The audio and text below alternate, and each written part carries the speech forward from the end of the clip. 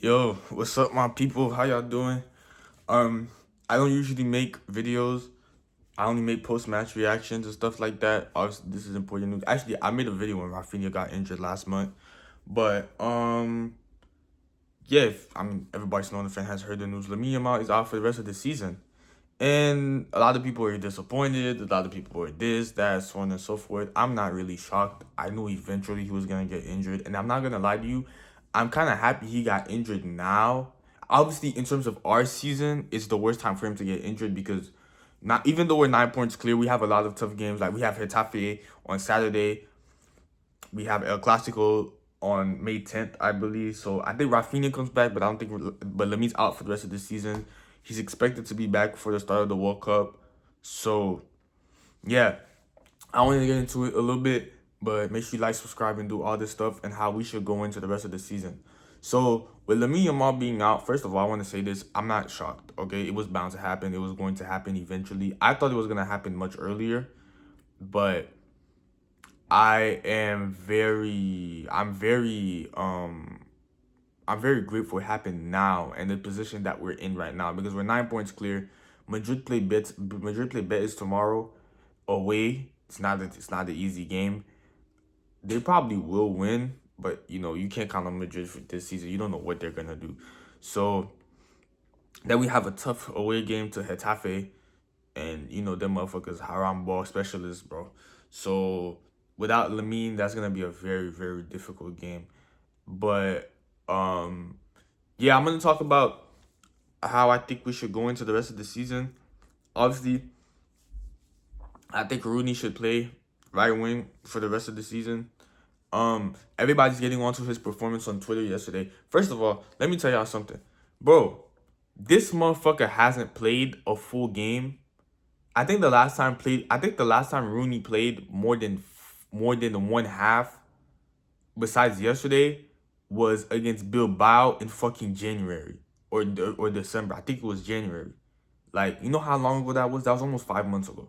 Like, 'cause it was early January. I think it was in the Super Cup when we won like 5-0 against Bilbao. You know how long ago that was? That was like almost 5 months ago. And then Rooney doesn't play that much. Of course he's gonna be freaking rusty. Like, we'll see over time. We'll see how he plays in the next two games. Cause yesterday. Then he's gonna play Hetafe on. I'm expecting him to play against Hetafe on Saturday, and then I don't know who else. I don't know who else we play after that. I'm kind of locked out this season. We're 9 points clear. Even though anything could happen. Anything could happen. But I don't think we're Arsenal. We can't bother the league, stuff like that. But anything is possible. But um, yeah, people were saying this, that, so on and so forth about Rooney. Like, bro, what are y'all talking about? The motherfucker hasn't played more than 45 minutes in one half since fucking January. Like, what do y'all expect? Like, the guy, and we signed the guy for 2 million. Like, plus, I truly believe this guy has quality. Of course, he's not on the same level as Lamine. Nobody's on the only three other players that are on the same level as Lamine in the world is Dembele, Cherki, and Olise. Those are the only other players that are on the same level as Lamine Yamal. But I think we should be fine. Everybody's talking about El Clasico, like everybody's talking about El Clasico, El Clasico, El Clasico. Oh, we're cooked for El Clasico. I'm seeing Madrid fans get on the net talking about they're gonna win with El Clasico without Lamine Yamal.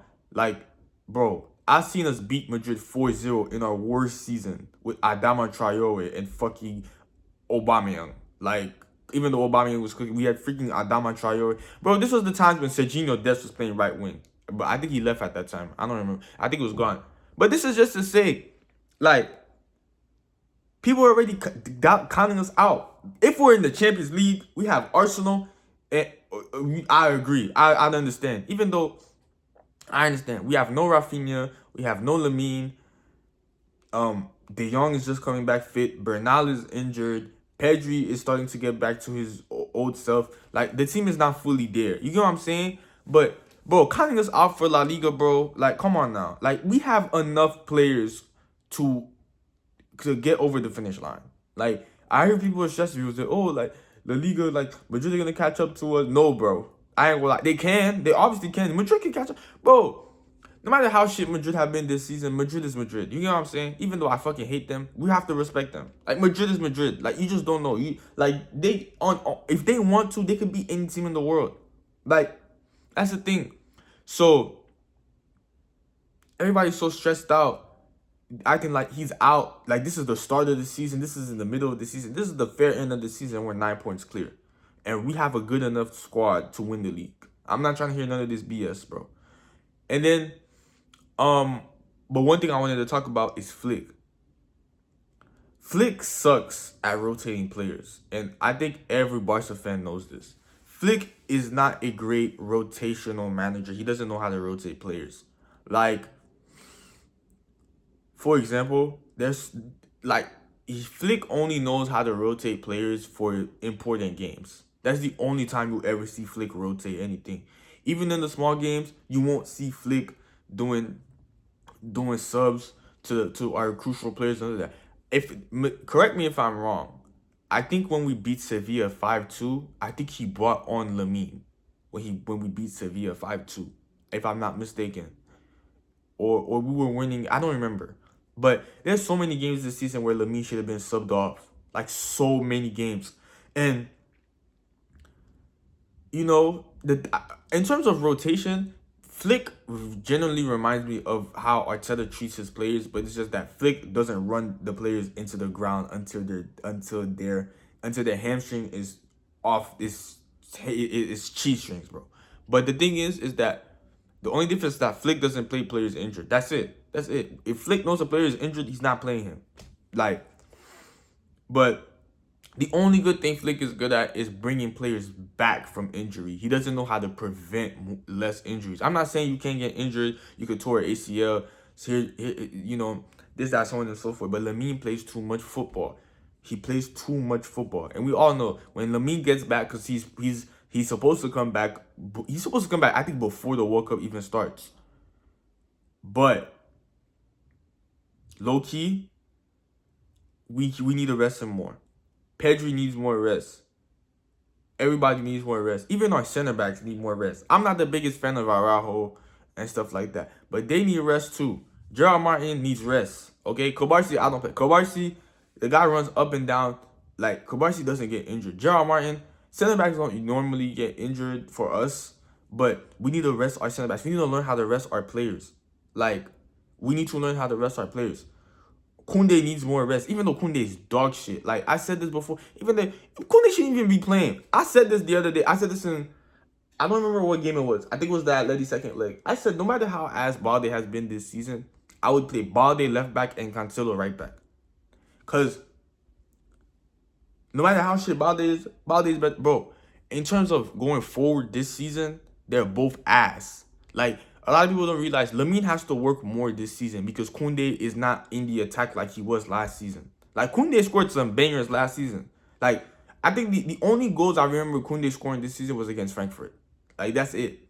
So, Koundé, I remember last season, I don't remember what team it was, but he scored 2 bangers. Like, Koundé's not doing that this season. Like, Koundé is sitting back. He's in the midfield. He's not in the box that much. So, Lamine has to drop back more, this, that, so on and so forth. But that's another thing. But I knew this was going to happen eventually, but speedy recovery to Lamine. Yesterday was such a crazy game that Lamine got injured and the thing that happened to the fan, hopefully he or she is doing well. I haven't heard anything about Cancelo. And in my opinion, I think Cancelo is just as important as Lamine, especially since he came through. So I need to check on that. I don't think Cancelo's injury is that serious because I didn't see anything about it. I think he probably just had a knock. But hopefully everything is good. But overall, we should be good for the rest of the season. Even if let's say, for example, if we win every other game and we lose La Liga and we lose El Clasico, I'm not saying we should lose El Clasico. Like, I love winning El Clasico. Like, I love dancing on these bums' graves. But if we lose El Clasico and we win the league, we win the league. You know what I'm saying? But I don't think we'll lose. We're playing at home anyways. Like, they'll probably drop more points. They'll probably draw or lose tomorrow. Like, it wouldn't shock me. But oh well, our best player is out for the rest of the season. Hopefully he has a great World Cup. And yeah, thank you guys for watching. Make sure you like, subscribe, share, comment, do all that stuff. And yeah, I'm gonna catch y'all. Peace.